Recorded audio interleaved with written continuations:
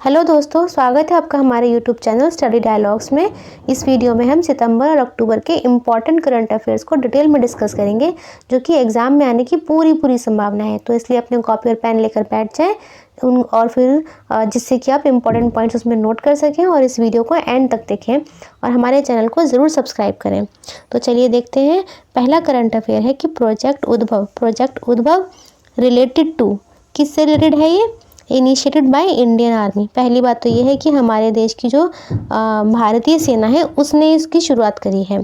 अब इसमें है क्या? इसमें एंशियंट विजडम को मॉडर्न मिलिट्री के साथ इसमें ब्लेंड करा गया है। मतलब जो पुराने ज़माने की जो युद्ध की कलाएं थी वो और आज के ज़माने की जो मॉडर्न मिलिट्री की जो टेक्नोलॉजी है उन दोनों का ब्लेंड करा है और एक नई टेक्नोलॉजी बनाई है, जिससे कि हम जो हमारे जो प्रेजेंट के जो सिक्योरिटी चैलेंजेस हैं हम उनको डील कर सकें। ठीक है। अब अगला है नोबेल प्राइज़ 2023 के नोबेल प्राइज़ के बारे में बात करी गई है। इसमें मेडिसिन में मिला है कैटलिन कैरिको को और ड्रू विसमैन को। अब इन्होंने क्या करा है? इन्होंने मैसेंजर आरएनए वैक्सीन, किसको? मैसेंजर आरएनए वैक्सीन को डेवलप करा था अगेंस्ट द कोविड-19। ठीक है। आगे देखते हैं। आगे है फिजिक्स में किसको मिला है? फिजिक्स में 3 लोगों को मिला है, पेरी ऑगस्टिनी, फ्रैंक क्रॉस और है एनी होलोइजर। इन 3 लोगों को मिला है। इन्होंने क्या करा था? इन्होंने एक कंसेप्ट दिया है ऑटो सेकंड का। किसका? ऑटो सेकंड का कंसेप्ट दिया है। ठीक है, इनको इसलिए मिला है। केमिस्ट्री में किसको मिला है? मोंगी बावेंडी, लुइस ब्रूस और है एलेस्की यकीमोर। इन 3 लोगों का इन्होंने क्वांटम डॉट का कंसेप्ट दिया है। किसका दिया है? क्वांटम डॉट का कंसेप्ट। ठीक है। लिटरेचर में जॉन फोस को मिला है। आगे चलते हैं। आगे है पीस में है नरगिस मोहम्मदी। किसको मिला है? नरगिस मोहम्मदी को। अब इन्होंने क्या करा है? इन्होंने जो ईरान में वुमेन पर अत्याचार हो रहे थे ना, उसके खिलाफ आवाज़ उठाई थी, इसीलिए इनको पीस में मिला है। इकोनॉमिक्स में मिला है क्लॉडिया गोल्डिन को। इन्होंने क्या करा था? इन्होंने ग्रीडी वर्क, कौन सा? ग्रीडी वर्क का कंसेप्ट दिया है। ठीक है, ग्रीडी वर्क का कंसेप्ट दिया है इन्होंने।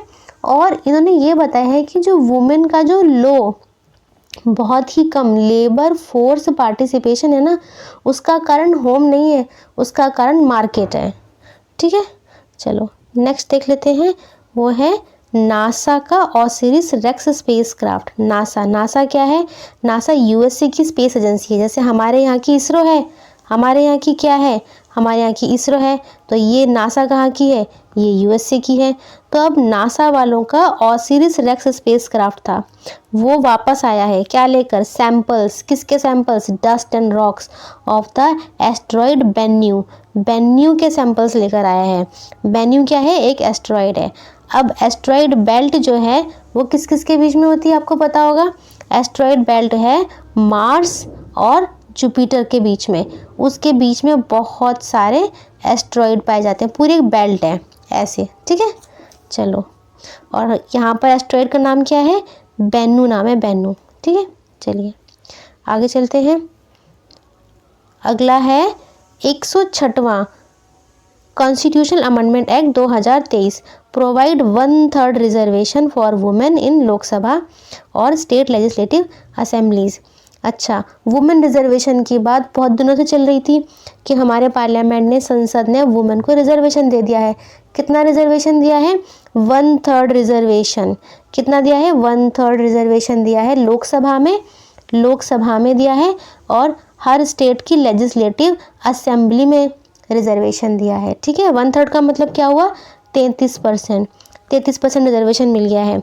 अच्छा, जब ये बिल था ना, अभी तो एक्ट बन गया 106वां, लेकिन जब ये बिल था तो ये 128वें नंबर का बिल था। ठीक है। बिल का नंबर हमेशा ज़्यादा होता है एक्ट से। क्यों? क्योंकि बहुत सारे बिल होते हैं जो पास नहीं हो पाते हैं, तो उनके नंबर जो है वो बढ़ते रहते हैं। ठीक है। अगला देखते हैं। अगला है R21 मैट्रिक्स M। अब ये एक वैक्सीन है। किसकी वैक्सीन है? मलेरिया की वैक्सीन। मलेरिया किससे होता है? मॉस्किटो से होता है। ठीक है। अब इसको मैन्युफैक्चर किसने किया है? मैन्युफैक्चर इसको किया है Pune based serum institute of India ने। पुणे में बेस है, ये किस में है, पुणे में बेस है। तो मैन्युफैक्चर करा है इंडिया की ही इंस्टीट्यूट ने, सीरम इंस्टीट्यूट ऑफ इंडिया ने, इसीलिए ये बहुत इंपॉर्टेंट हो जाता है, ठीक है। और ऑक्सफोर्ड यूनिवर्सिटी ने क्या किया है, इसको डेवलप करा है। आगे चलते हैं। अब है Aditya L1 mission. Aditya L1 mission India का पहला सोलर ऑब्जर्वेटरी मिशन है। क्या है, पहला सोलर ऑब्जर्वेटरी है। सोलर ऑब्जर्वेटरी से क्या मतलब है, सोलर मतलब सन, मतलब सूरज को ऑब्जर्व करेगा ये, जैसे कि ये सन है, ठीक है। अब सन है, यहाँ हमारी अर्थ है, यहाँ हमारी अर्थ है, तो हम लोगों ने क्या करा है, L1 पॉइंट पर, तो यहाँ L1 पॉइंट है ना, तो हमने यहाँ आदित्य L1 को छोड़ा है। अब वो क्या करेगा कि सन के जो चारों तरफ जो सोलर फ्लेयर्स होते हैं ना, उनका अर्थ के एटमॉस्फेयर पर क्या फ़र्क पड़ता है, ये वो ऑब्जर्व करेगा, ठीक है। तो ये क्या है, आदित्य L1 मिशन। याद, और आदित्य का मतलब भी क्या होता है, सन होता है, सूरज होता है, ठीक है। तो इस चीज़ से इसको याद रख लेना। अब है 19वें एशियन गेम्स। 19वें एशियन गेम्स की बात हो रही है, वो कहाँ पर हुए हैं, चाइना में हुए हैं। कहाँ पर, हांगझू में हुए हैं, ठीक है। अब इसमें क्या है कि इसमें 5000 मीटर की रेस में पारुल चौधरी ने गोल्ड मेडल जीता है, ठीक है। किस में जीता है, 5000 मीटर की उसमें। अब टोटल इंडिया ने जीते हैं 107 मेडल जीते हैं। कितने जीते हैं, 107 मेडल जीते हैं। और 2026 में कहाँ पे होंगे, नगोया जापान में होंगे। कहाँ होंगे, नगोया। सॉरी राइटिंग बहुत गंदी आ रही है, थोड़ा कॉम्प्रोमाइज़ कर लीजिए। चलिए नेक्स्ट देखते हैं। नेक्स्ट है ICC global ambassador for men's cricket world cup. ये किसको मिला है, ये है सचिन तेंदुलकर को, ठीक है। ICC ग्लोबल मेंस, यहाँ मेंस की बात हो रही है, ऊपर से ग्लोबल एम्बेसडर की बात हो रही है, तो किसको मिला है, ये सचिन तेंदुलकर को। नेक्स्ट क्वेश्चन है operation iron sword. Operation iron sword, operation iron sword जो है वो किसको नाम दिया गया है, तो इज़राइल ने, इज़राइल और हमास पैलेस्तीन की लड़ाई हो रही है, नहीं हो रही है, ये उसी से रिलेटेड है ये। तो इज़राइल ने पैलेस्तीन मिलिटेंट हमास के खिलाफ में वॉर डिक्लेयर करा था, उसका नाम क्या दिया है, ऑपरेशन आयरन स्वॉर्ड दिया है, ठीक है। चलो आगे देखते हैं। Global hunger index 2023। यहाँ पर ग्लोबल हंगर इंडेक्स 2023 की बात हो रही है। तो इंडिया की रैंक कितनी आई है, 111 कितने में से, 125 कंट्री में से। 2022 में इंडिया की रैंक आई थी 107 कितने में से, 121 कंट्रीज़ में से। तो अब ये कहा जा रहा है कि अब की जो रैंक है वो पहले से भी वर्स परफॉर्मेंस शो कर रही है, मतलब ख़राब परफॉर्मेंस शो कर रही है, ठीक है। अब इसे रिलीज़ कौन करता है, इसे रिलीज़ करता है Worldwide Welthungerhilfe release करता है, ये बहुत इंपॉर्टेंट है। Concern Worldwide and Welthungerhilfe इसको रिलीज़ करता है, ठीक है। ये 4 इंडिकेटर्स के ऊपर इसको वो करा जाता है, मेजर करा जाता है। चलिए आगे देखते हैं। नागापट्टिनम से कानकेनथुरई फेरी सर्विस। अब ये फेरी सर्विस है, ठीक है। ये किस किस के बीच में है, ये है इंडिया और श्रीलंका के बीच में। अब देखो इसको थोड़ा यहाँ पे देख लेते हैं, ठीक है।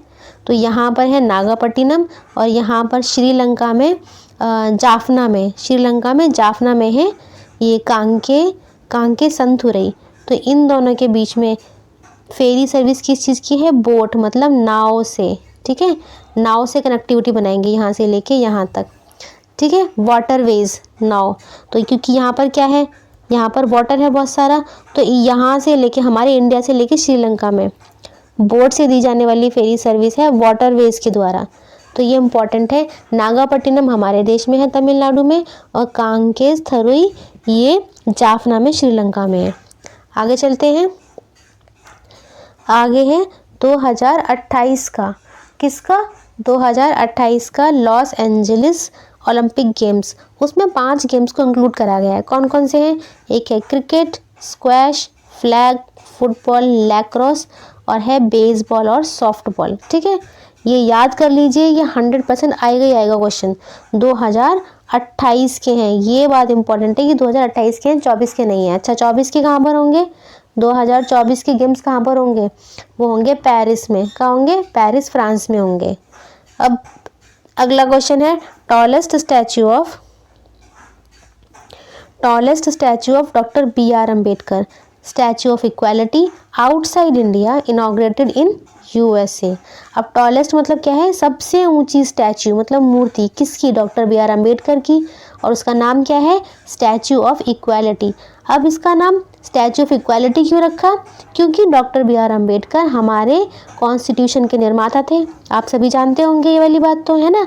अब इन्होंने ऐसा कॉन्स्टिट्यूशन बनाया हमारे देश के लिए कि उन्होंने हमारे देश के हर तबके, हर सिटीजन के लिए इक्वालिटी रखी है, किसी में कोई भेदभाव नहीं रखा, ठीक है। तो उन्हीं की, डॉक्टर BR अम्बेडकर जी की सबसे ऊंची मूर्ति फिर हमारे इंडिया में नहीं है, ये इंडिया से बाहर है। वो कहाँ इनॉग्रेट हुई है? वो हुई है USA में, तो इसीलिए ये इम्पॉर्टेंट हो जाता है, ठीक है। अब ये तो हुई आउटसाइड इंडिया की बात कि सबसे ऊंची मूर्ति इंडिया के बाहर, लेकिन अगर इंडिया में सबसे ऊंची मूर्ति की बात करी जाए तो वो किसकी है? वो है रामानुजा। किसकी है? रामानुजा की, ठीक है। ये हैदराबाद में तेलंगाना में है, 216 फीट की है। ये कौन थे? 11वीं सेंचुरी के इंडियन फिलोसोफर थे, ठीक है। तो एक है आउटसाइड इंडिया, इंडिया के बाहर, और ये है इनसाइड इंडिया, इंडिया में। लेकिन कौन सी? Statue of equality. इनकी भी स्टैच्यू ऑफ इक्वालिटी है और इनकी भी स्टैच्यू ऑफ इक्वालिटी है, दोनों की है। चलो आगे चलते हैं। अब है United Nation World Trade Organization United Nation World Tourism है ये, रिकॉग्नाइजेज बेस्ट टूरिज्म विलेज, सबसे बढ़िया टूरिज्म विलेज 2023 का। किसका? इंडिया का, ठीक है। वो किसको दिया गया है? धौरदो गुजरात। क्यों दिया गया है धौरदो गुजरात को? क्योंकि इसका कल्चर बहुत ज़्यादा रिच है। अब कल्चर बहुत ज़्यादा रिच है तो उस कल्चर की वजह से यहाँ पे टूरिज़्म को बढ़ावा दे रहे हैं, ठीक है। इस कल्चर की वजह से टूरिज़्म बढ़ेगा तो ये कल्चर ही वहाँ पे क्या लाएगा? डेवलपमेंट लाएगा, वेलबींग लाएगा, ठीक है ना, लोगों को एम्प्लॉयमेंट देगा। तो इसीलिए यहाँ पर डेवलपमेंट की बात करी गई है कि टूरिज़्म विलेज किसका है? धौरदो में क्या है? यहाँ का कल्चर बहुत रिच है। चलो अब देखते हैं नमो भारत ट्रेन। नमो भारत ट्रेन जो है इंडिया की पहली क्या है? Regional rapid train between Delhi से मेरठ, ये नहीं है, ये गलत है, दिल्ली से मेरठ है। वैसे इसको देखें तो दिल्ली और दिल्ली से गाजियाबाद और गाजियाबाद से मेरठ है, ठीक है। और पहली है रीजनल रैपिड ट्रेन है। चलिए इसको लॉन्च किसने करा है? इसको भी लॉन्च हमारे देश के प्रधानमंत्री PM मोदी जी ने करा है। अगला देखते हैं ऑपरेशन चक्र 2 लॉन्च बाय CBI। किसने लॉन्च करा है? CBI ने। किसके साथ मिलकर करा है? माइक्रोसॉफ्ट और अमेजोन, इन दोनों के साथ मिलकर करा है। अब इसका उद्देश्य क्या है? उसका उद्देश्य है कि फाइनेंशियल क्राइम से हम लोग निपटारा करें, उनका फाइनेंशियल क्राइम्स को कम करें, उनसे अपने देश को आज़ाद करवाएं, ठीक है। अब देखो CBI में C है और चक्र में भी C है, तो अब इसको ऐसे याद कर सकते हो, ठीक है। ये एक ट्रिक है कि यहाँ पर CBI C और ये है चक्र 2। चलो अब नेक्स्ट है crew escape model TVD-1 related to Gaganyaan mission. अब गगनयान मिशन तो कुछ दिनों पहले बहुत ज़्यादा था न्यूज़ में, है ना, बहुत ज़्यादा, हर टीवी पर, हर फ़ोन पे, मतलब हर जगह गगनयान ही था। तो आप सभी तो उससे पहले से ही वो रूबरू होंगे। तो अब ये था क्या? थोड़ा सा इसको रिवाइज कर लेते हैं। ये था हमारे देश का पहला ह्यूमन मिशन था इसरो का। किसने किया है? ये इसरो ने किया है। पहला ह्यूमन मिशन है हमारी इंडिया का। इसके अंदर 3 क्रू मेंबर्स जाएंगे, ठीक है, और 2025 में ये फाइनली लॉन्च हो जाएगा, ठीक है। 3 क्रू मेंबर होंगे, इसरो ने लॉन्च करा है और पहला ह्यूमन मिशन है। अब यहाँ पर 3 क्रू मेंबर की बात करी गई है ना, तो इसमें क्या है, अब ये 3 क्रू मेंबर स्पेस में जाएंगे। तो अब ये जो TVD-1 है ना, इसमें यही टेस्टिंग की गई है कि जब ये 3 एस्ट्रोनॉट हमारे देश के स्पेस में जाएंगे, उस टाइम पर कोई भी अनहोनी होती है तो उसकी टेस्टिंग पहले से करी गई है कि इन लोगों को किस तरह से बचाया जाएगा, ठीक है। तो इसी टेस्टिंग का नाम दिया गया है TVD1। अच्छा, अब हमने अपने चैनल पर गगनयान मिशन की वीडियो बना रखी है, उसमें आप ये जो है ना TVD1 crew escape model system, इसको पूरा डिटेल में समझाया हुआ है। पूरा गगनयान मिशन के बारे में एक एक पॉइंट क्लियर करा गया है हमारे चैनल पर, ठीक है। और हमारे चैनल पर मेंस आंसर राइटिंग टॉपिक्स की वीडियोस भी हैं बहुत सारी, जो हमने अभी तो एक ही बनाई है, अभी और हम इसको और आगे बढ़ाने वाले हैं, तो आप ये भी देख सकते हैं। पॉलिटी के MCQs की वीडियोस हैं, करंट अफेयर MCQs की वीडियोस हैं और ट्रिक्स की वीडियोस हैं। आप जो भी अब देखना चाहें तो उसमें आप देख सकते हैं। चलिए अब आगे चलते हैं। अब ये है hope initiative of Punjab government. किसका है ये इनिशिएटिव? पंजाब गवर्नमेंट का इनिशिएटिव है, होप इनिशिएटिव है। अब ये क्यों लाया गया है कि पंजाब को ड्रग फ्री बनाए। अब ड्रग फ्री होने से क्या मतलब है? ड्रग फ्री होने से हमारा मतलब है कि यहाँ पर ड्रग ट्रैफिकिंग होती है। क्यों होती है ड्रग ट्रैफिकिंग? क्योंकि इंडिया के अगर हम इधर देखें ना, इधर की तरफ, तो यहाँ पर है पाकिस्तान, अफ़गानिस्तान और ईरान। इन 3 कंट्रीज़ से मिलकर क्या बनता है? गोल्डन क्रेसेंट बनता है। तो वहाँ से इंडिया में ड्रग ट्रैफिकिंग होती है, तो यहाँ पंजाब पड़ता है। तो इसीलिए ये जो स्टेट है बहुत ज़्यादा अफेक्टेड है। आपने ये वाली प्रॉब्लम उड़ता पंजाब में भी देखी होगी, मूवी जो आई थी, है ना। और इंडिया के नॉर्थ ईस्ट की तरफ अगर जाए ना, तो यहाँ पर बढ़ता है गोल्डन ट्रायंगल। वो किस किस से मिलकर बनता है? वो है म्यांमार, लाओस, थाईलैंड, इन सब से मिलकर बनता है। तो यहाँ से भी हमारे देश में ड्रग ट्रैफिकिंग की बहुत ज़्यादा वो होती है, ट्रैफिकिंग होती है, प्रॉब्लम्स होती है, और यहाँ से भी, दोनों तरफ से। तो इंडिया सैंडविच बन गया है इसमें, ठीक है। और यहाँ हमने क्या क्वेश्चन पढ़ा है? Hope mission. तो होप मिशन मतलब आशा, एक आशा जताई है कि हमारा जो पंजाब है उसका जो युवा है, यूथ है, वो ड्रग ट्रैफिकिंग से मुक्त हो और अपना अच्छा करियर बनाए, देश को डेवलपमेंट में भागीदारी करे। आगे देखते हैं। आगे है हरी माऊ शक्ति exercise held between India and Malaysia. अब देखो यहाँ पे माऊ है ना, तो माऊ में M आ रहा है, तो यहाँ से हो गया मलेशिया। और हरी है हमारे मतलब हिंदू में माने जाने वाले भगवान जी, तो वो इंडिया से रिलेटेड हो गए। तो आप इस तरह से इस ट्रिक से इसको याद कर सकते हैं। आगे चलते हैं। आगे है फर्स्ट नैनो DAP प्लांट। पहला nano DAP plant inaugurated by home minister Amit Shah in Gandhinagar Gujarat. अब ये DAP प्लांट है। DAP प्लांट का मतलब है कि डाई अमोनियम फॉस्फेट, ठीक है। और ये पहला लिक्विड डाई अमोनियम फॉस्फेट का प्लांट है। अब इससे होगा क्या? इससे ये होगा कि एग्रीकल्चर बहुत अच्छा होगा। एग्रीकल्चर मतलब खेती काफ़ी अच्छी होगी, नेचुरल फार्मिंग बहुत अच्छी होगी, फर्टिलाइज़र का यूज़ कम हो जाएगा। क्यों हो जाएगा? क्योंकि ये लिक्विड फॉर्म का फर्टिलाइज़र है। अब लिक्विड फॉर्म से क्या फ़ायदा होगा? जैसे मानो ये खेत है, मिट्टी है, वहाँ पर सॉइल है, ठीक है। अगर हम फर्टिलाइज़र लिक्विड फॉर्म मतलब तरल वाला यूज़ करेंगे तो वो हमारी मिट्टी में एब्जॉर्ब हो जाएगा, तो उससे जो खेती होगी वो बहुत अच्छी होगी, उससे ज़्यादा हमारी वो होगी, मतलब जो अमाउंट जो निकल कर आएगा वो ज़्यादा आएगा, ज़्यादा प्रोडक्शन होगा, ठीक है। तो और फर्टिलाइज़र हमें कम यूज़ करना पड़ेगा, तो इसीलिए क्वेश्चन इंपॉर्टेंट हो जाता है। अब है Indian air force unveil. Indian air force मतलब है भारतीय वायुसेना ने अपना नया चिन्ह 91st एनिवर्सरी को रिलीज़ करा है। किसने करा है? भारतीय वायुसेना ने करा है।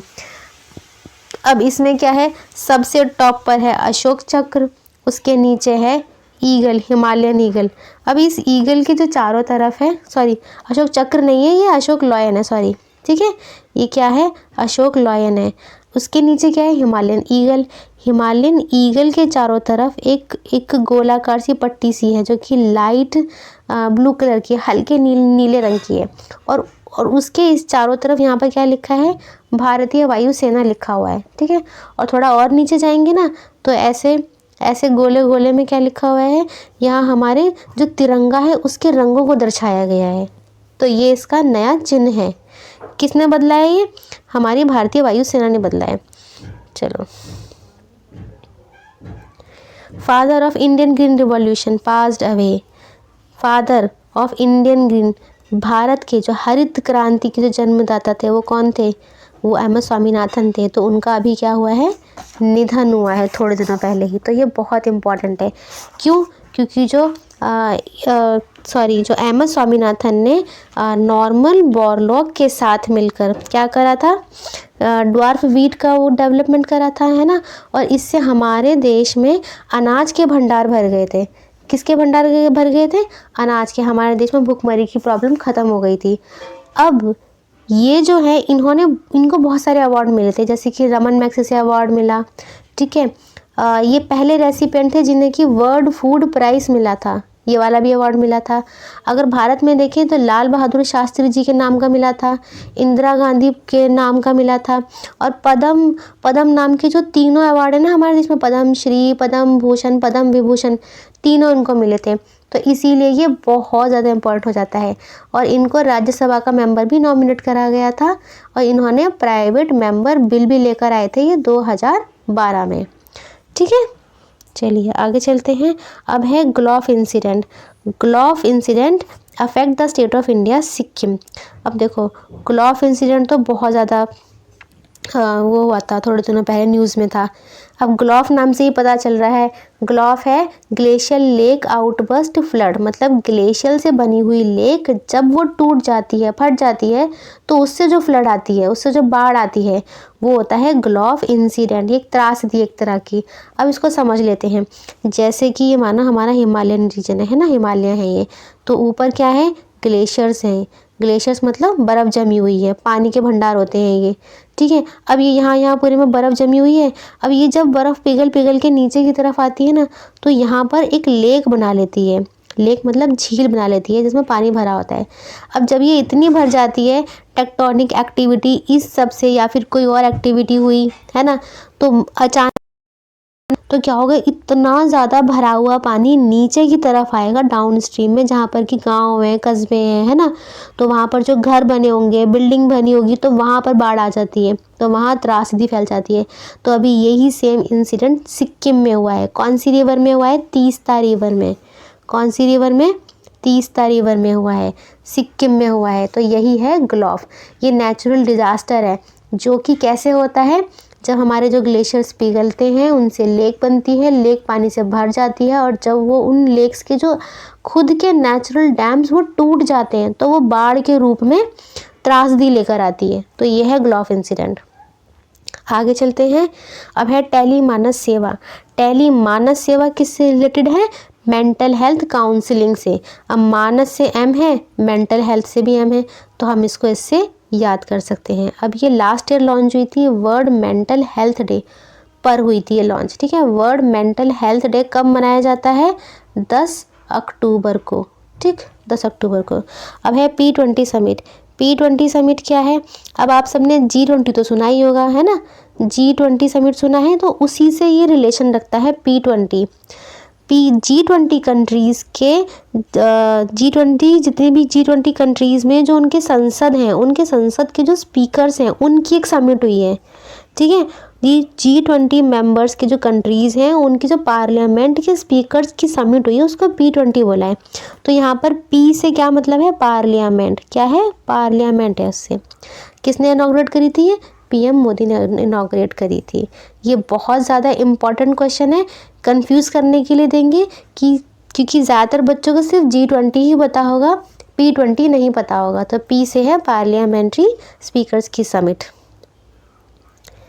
अब है क्वेश्चन नंबर करंट अफेयर 26वां, सरस्वती सम्मान 2022। अब ये बहुत ज़्यादा इम्पॉर्टेंट है। अच्छा, यहाँ पर 2022 की बात हो रही है, 2023 की बात नहीं हो रही। किसको मिला है ये मिला है तमिलनाडु के राइटर शिव शंकरी को मिला है। क्यों मिला है? क्योंकि इन्होंने सूर्यवंशम लिखा है, ठीक है। अब ये अवार्ड कौन देता है? ये के बिरला फाउंडेशन है। ये कई बार एग्ज़ाम्स में पूछा जा चुका है, तो ये बहुत बहुत इम्पॉर्टेंट है, ये एग्ज़ाम में आएगा, आप इसको याद कर लीजिए। चलिए आगे चलते हैं। अगला है 2036 के Olympic games host by India. 2036 की बात हो रही है, लेकिन कौन करेगा? हमारा भारत देश करेगा, ठीक है, इंडिया करेगा। तो इंडिया के लिए गर्व का मोमेंट होगा। अब जब ये इंडिया कर लेगा ना इसको होस्ट, तो ये एशियन नेशन में, पूरे एशिया में इंडिया चौथा देश बन जाएगा जो कि इस ओलंपिक इवेंट को होस्ट करेगा। चलिए आगे चलते हैं। अगला है 69वां नेशनल फिल्म अवार्ड की बात हो रही है, 69th नेशनल फिल्म अवार्ड। अब इसमें दादा साहिब फाल्के अवार्ड की बात है। ये किसको मिला है? ये मिला है वहीदा रहमान को। वहीदा रहमान कौन है ये पुरानी पिक्चर में काम करने वाली हीरोइन है, ठीक है। अब बेस्ट मेल एक्टर का अवार्ड किसको मिला है? अल्लू अर्जुन कौन है? जिन्होंने पुष्पा मूवी में काम करा है। बेस्ट फीमेल एक्टर 2 को मिला है, आलिया भट्ट को मिला है और कृति सैनन को मिला है, ठीक है। आलिया भट्ट ने किस में काम करा था? गंगूबाई में करा था, है ना, शायद उसी के लिए मिला है। चलिए आगे चलते हैं। अब है EU human right award. European union, EU मतलब है यूरोपियन यूनियन ने ह्यूमन राइट अवार्ड किसको दिया है? ये दिया है महसा अमीनी को। महसा अमीनी, सॉरी ये कुर्दिश नहीं है, ये खुर्दिश आएगा यहाँ पर। खुर्दिश ईरानियन वुमेन है जो कि पुलिस कस्टडी में मारी गई थी। उनकी मौत कहाँ हुई थी? पुलिस कस्टडी में हो गई थी ईरान में, और उनको 2022 में अवार्ड मिला था, और ये पोस्टथोमसली मतलब उनकी मौत के बाद मिला था, ठीक है। अब ये इम्पॉर्टेंट करंट अफेयर जो कि एग्ज़ाम में आने की 100% पॉसिबिलिटी है। वैसे ये सारे ही क्वेश्चन हम वो छांट कर लाए हैं आपके लिए जो कि एग्ज़ाम में आएंगे ही आएंगे, ये इतने इम्पॉर्टेंट हैं, ठीक है। चलिए आगे चलते हैं।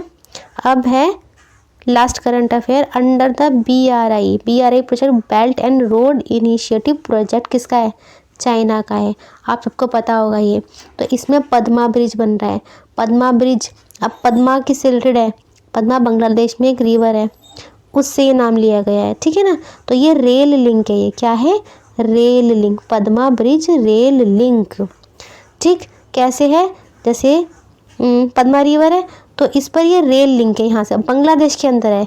किसने करा है? चाइना ने करा है। कौन से प्रोजेक्ट के तहत? बेल्ट एंड रोड इनिशिएटिव के तहत। बेल्ट एंड रोड इनिशिएटिव ये कब हुआ था? ये हुआ था 2013 से है ये, ठीक है। अब यही बेल्ट एंड रोड इनिशिएटिव जो है ना, ये अफ्रीका, एशिया और यूरोप, बहुत सारी कंट्रीज़ में चाइना ने चलाया है। बहुत ज़्यादा इंफ्रास्ट्रक्चर बना रहा है ये इसी बेल्ट एंड रोड इनिशिएटिव के ज़रिए। लेकिन इंडिया जो है, इंडिया इसमें भाग नहीं ले रहा। क्यों? क्योंकि इंडिया कहता है कि उससे उसकी सॉवरेनिटी ख़राब हो रही है। अब ये चाइना इतना चालाक है कि ये एक डेप्ट ट्रैप है इसका। डेप्ट ट्रैप मतलब बेल्ट एंड रोड इनिशिएटिव के नाम पर लोगों को लोन देता है, फिर वो लोग मतलब कंट्रीज़ जो हैं वो उस लोन को चुका नहीं पाते हैं तो वो कर्जे में डूब जाते हैं, और फिर उनकी लैंड पर कब्जा कर लेता है और अपनी स्ट्रैटेजिक लोकेशन बना लेता है वहाँ पर, और वहाँ पर अपने सैनिक खड़े कर लेता है। जैसे कि श्रीलंका में आपने देखा होगा कि श्रीलंका में हम्बनटोटा में कितना ज़्यादा आया था, याद है? श्रीलंका में यहाँ पर हम्बनटोटा ने इसने ऐसा ही करा था कि इसने पहले अपना यहाँ पे उनको फाइनेंस करा ये बेल्ट एंड रोड इनिशिएटिव के ज़रिए, और फिर बोला कि चलो खूब सारा ले लो लोन। इन्होंने ले लिया। अब उसके बाद ये पटाने लायक रहे ही नहीं, तो अब ये कर्जे में डूब चुके हैं। तो अब इसकी जो सेना है ना, चाइना की सेना, वो यहाँ पर आ गई है।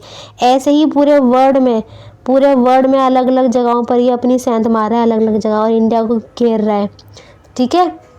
कौन सा इनिशिएटिव था वो? Perl initiative. पर्ल के जरिए स्ट्रिंग ऑफ पर्ल्स बना रहा है इंडिया को चारों तरफ, है ना। एक मोती की पूरी माला सी बना ली है इसने, और हर जगह इतने ज़्यादा अपने स्ट्रेटेजिक लोकेशन पर सेनाएं खड़ी कर दी हैं कि इंडिया और बाकी जो वर्ल्ड की जो कंट्रीज़ हैं वो इस चीज़ को लेकर बहुत चिंतित हैं कि चाइना की एक्टिविटीज़ बहुत ख़राब है, और वर्ल्ड में बड़े बड़े डेवलप्ड कंट्रीज़ जो है वो चाइना के बेल्ट एंड रोड इनिशिएटिव को क्या कर रहे हैं? उसके अगेंस्ट आ गए हैं, ठीक है। अब ये सेम वही चीज़ इसी प्रोजेक्ट के लिए ये कहाँ पर आया है? पद्मा ब्रिज कहाँ बना रहा है? बांग्लादेश में बना रहा है यहाँ पर, ठीक है। तो फ्रेंड्स, अगर आपको इन वाले करंट अफेयर्स में से किसी में भी कोई भी डाउट है तो हमें कमेंट सेक्शन में ज़रूर बताएं, और हमारी वीडियोस को लाइक करें और इन्हें ज़्यादा से ज़्यादा शेयर करें, और हमारे चैनल को ज़रूर सब्सक्राइब करें। तो चलिए मिलते हैं नेक्स्ट वीडियो में, तब तक के लिए हैप्पी लर्निंग।